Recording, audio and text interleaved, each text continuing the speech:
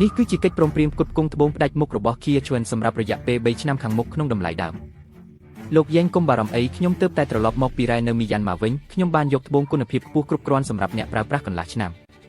បងវីពូខៅរំខានអ្នកទៀតហើយពួកយើងជាបងប្អូននឹងគ្នាអញនាងមិនគិតថាជំនួយបន្តិចបន្តួចពីគ្រួសារខោនេះអាចធ្វើឲ្យនាងក្រោកឈរវិញបានទេមែនទេសូម្បីតែថ្លៃកែច្នៃក៏មិនគ្រប់គ្រាន់ផងកុំថាឡើយថ្លៃប្រតិបត្តិការនោះពេលថ្ងៃក្រោយបើនាងរកលុយមិនបានក្រុមហ៊ុនក៏ត្រូវចប់ដូចគ្នាចាំមើលដល់ពេលនោះនាងនឹងលុតជង្គង់អង្វរខ្ញុំរអត់លិនឡងអ្វីដែលឡាយយ៉ែងខ្ញុំពូកែបំផុតគឺការប្រែក្លាយរឿងដែលមិនអាចទៅរួចឲ្យទៅជារឿងដែលអាចទៅរួច3ថ្ងៃក្រោយខ្ញុំនឹងឲ្យអញដឹងថានរណាទើបជាសម្រាមពិតប្រាកដខ្ញុំនឹងរងចាំមើលថាពួកឯងស្លាប់ដោយរបៀបណាតោះឡាយយ៉ែងតើពួកយើងពិតជាអាចដោះស្រាយបានមែនទេកុំបារម្ភអី3ថ្ងៃក្រោយនឹងមានលុយហើយយុទ្ធធរក៏នឹងមានដែរ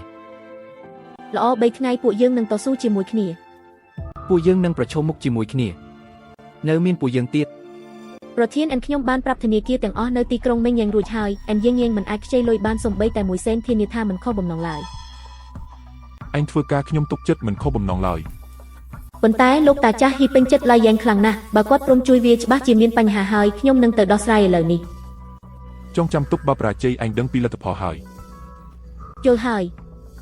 ឡាយយ៉ែងលើកនេះបើមិនឯងស្លាប់គឺខ្ញុំជាអ្នកស្លាប់